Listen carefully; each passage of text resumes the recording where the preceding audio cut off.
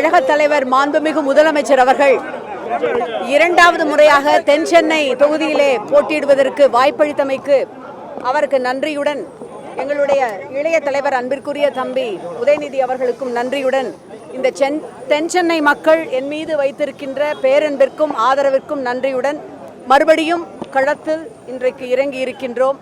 எங்களுடைய அன்பிற்குரிய மாவட்ட செயலாளர் மாண்புமை அமைச்சர் அண்ணன் மா சுப்பிரமணியம் அவருடைய வாழ்த்துக்களோடு, எங்களுடைய 36 இந்தியா கூட்டணி கட்சி தோழமையின் பலத்தோடு இங்கே மதிப்பிற்குரிய காங்கிரஸ் கட்சியை சார்ந்த தலைவர், அன்பிற்குரிய விடுதலை சிறுத்தைகள் கட்சியை சார்ந்த தோழர், அன்பிற்குரிய மார்க்சிஸ்ட் கட்சியை சார்ந்த தோழர், அன்பிற்குரிய மதிமுக கட்சியை சார்ந்த சகோதரர் அத்தனை பேருடன் வந்து இன்றைக்கு வேட்புமனு தாக்கலை செய்திருக்கின்றேன்.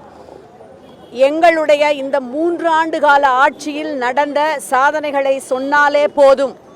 ஒவ்வொரு குடும்பத்திற்கும் தாய்மார்கள், குழந்தைகள், அங்கே இருக்கின்ற ஆண் மாணவர்கள் உட்பட்ட ஒரு குடும்ப பொருளாதாரத்தை முன்னேற்றுகின்ற வகையிலே மகளிர் உரிமை திட்டம், விடியல் பயணம், புதுமை பெண் திட்டம், இன்றைக்கு ஆண் மாணவர்களுக்கும் சேர்த்து தமிழ் புதல்வன் திட்டம் என்று பார்த்து முதலமைச்சர் அறிவித்திருக்கின்ற திட்டங்களை கொண்டு சென்று சேர்ப்போம்.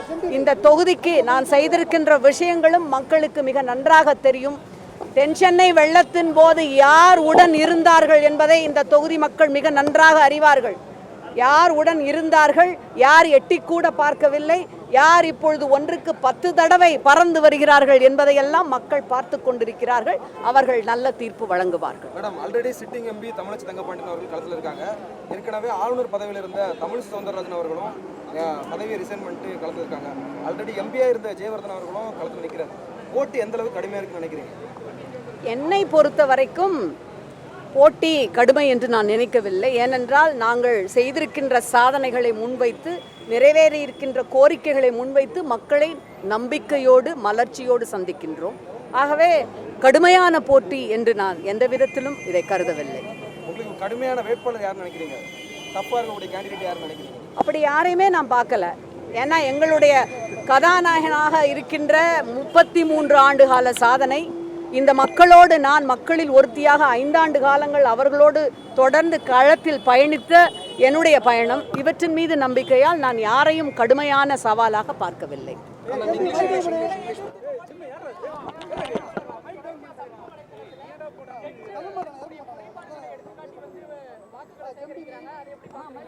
அது உண்மையிலே குறைபாடுகளாக இருந்தால் பதில் சொல்லலாம்.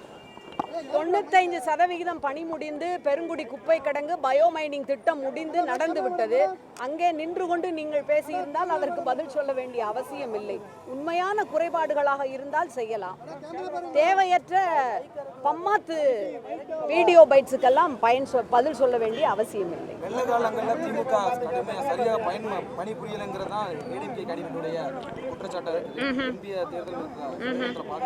அப்ப அவங்க வெள்ளம் வந்த பொழுது வீட்டுக்குள் கதவை அடைத்துக் கொண்டு படுத்திருந்தார்களா? சமூக வலைதளத்தில் பாருங்கள். டிசம்பர் 4 முதல் ஒரு நாள் கூட நானெல்லாம் பாராளுமன்றத்திற்கு செல்லவில்லை.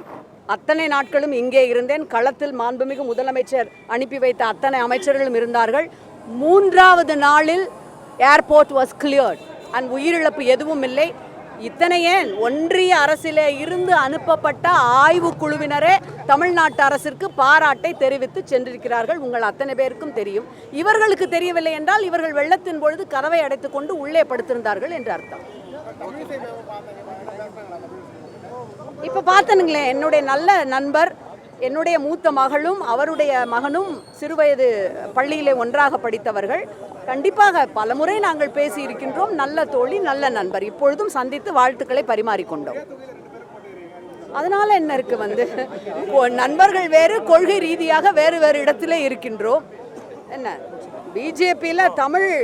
பிஜேபியில் இருக்கிறது எங்களுக்கு ரொம்ப சந்தோஷம்தான். ஏன்னா பிஜேபி தமிழை பாரதியார் திருக்குறள்னு சொல்கிறாங்க. ஆனால் சமஸ்கிருதத்துக்கு ஒதுக்கின நிதியில் 1/4 பங்கு கூட தமிழுக்கு ஒதுக்கலை. இப்படிலாம் இருக்கிறப்போ அவங்களுடைய பெயரில் தமிழ் இருந்து அவர்கள் அதன் மூலமாக போட்டியிடுவது என்பது தமிழுக்காக மிக மகிழ்ச்சி தான். தமிழ் செல்வி தான். அதான் தமிழ் எல்லா இடத்திலும் இருப்பது மகிழ்ச்சி தான். அதில் என்ன, தென் சென்னை மட்டுமில்ல, இந்தியா முழுமைக்கும் தமிழ் குவிந்திருக்க வேண்டும், தமிழ் தாய் வாழ்த்து ஒழிக்க வேண்டும் என்பதுதான் திராவிட முன்னேற்ற கழகத்தின் ஆசை, அவா கொள்கை. உங்கள் எல்லோரின் ஆசீர்வாதத்தோடு, தமிழக மக்களின் ஆசீர்வாதத்தோடு, தென் சென்னை மக்களின் ஆசீர்வாதத்தோடு ஆளுநராக இருந்த நான் அக்காவாக திரும்பி வந்திருக்கிறேன். இந்த தென் சென்னை மக்களுக்கு நேரடி சேவை செய்ய வேண்டும் என்ற ஒரே அன்பான எண்ணத்தோடு தான் நான் வந்திருக்கிறேன். இன்று என்னை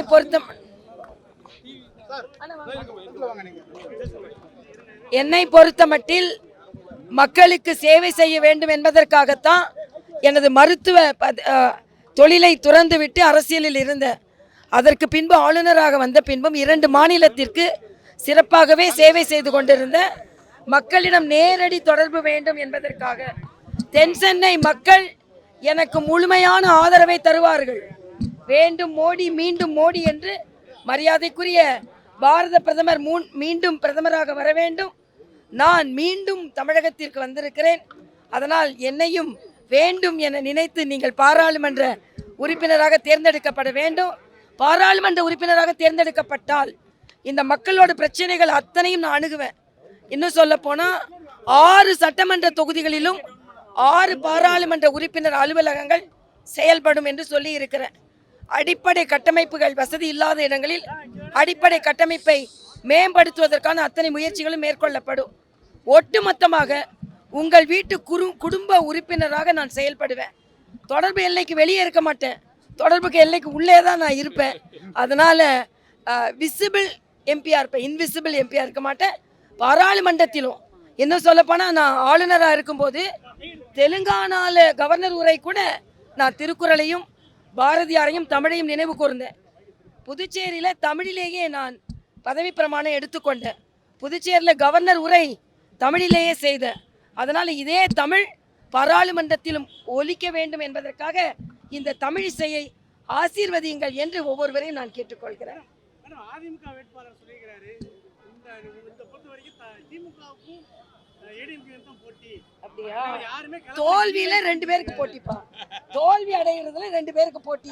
அதுல அதிமுக தோல்வி அடைகிறாங்களா, திமுக? அவங்க சொல்றது சரிதான், தோல்வி அடைவதில் 2 பேருக்கு போட்டி. நான் வெற்றி பெற்றுட்டேன், அப்புறம் எங்க போட்டி அவங்களுக்கு? அதனால தோல்வியில் 2 பேருக்கு போட்டி, வெற்றியில் நான் மட்டும்தான். ஆணவத்தினால சொல்லலை, அன்பினால் சொல்கிறேன். ஏன்னா இதுக்கு முன்னால் உள்ள எம்பி ஒரு பேட்டியில் சொல்கிறாங்க, நான் டெபாசிட் வாங்க மாட்டேன்னு சொல்லிட்டு. அது யாருன்னு அப்புறம் சொல்கிறேன். நான் இன்று இறைவன் ஆசீர்வாதத்தால் உண்மையிலேயே மக்களுக்கு சேவை செய்ய வேண்டும். பதவி எனக்கு பெருசு இல்லை, இதை விட மிக ஆடம்பரமான பதவியில் இருந்துட்டு தான் நான் இங்கே வந்திருக்கேன். அதனால் தயவு செய்து எனது அன்பை மக்கள் புரிந்து கொள்வார்கள். அவர்களின் குடும்பத்தில் ஒருவளாக, அக்காவாக, தங்கையாக இருப்பதற்கு, சகோதரியாக இருப்பதற்கு ஒரு வாய்ப்பை தர வேண்டும். நான் மறுபடியும் சொல்கிறேன், இதை வேட்பாளராக நான் நிற்கவில்லை, வாக்காளராக. 40 ஆண்டு காலம் நான் தென் சென்னை வாக்காளர்.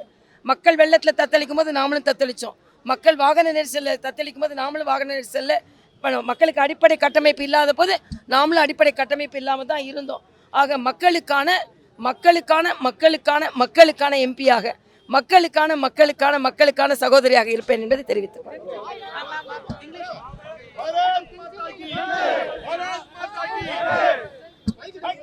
என்னப்பா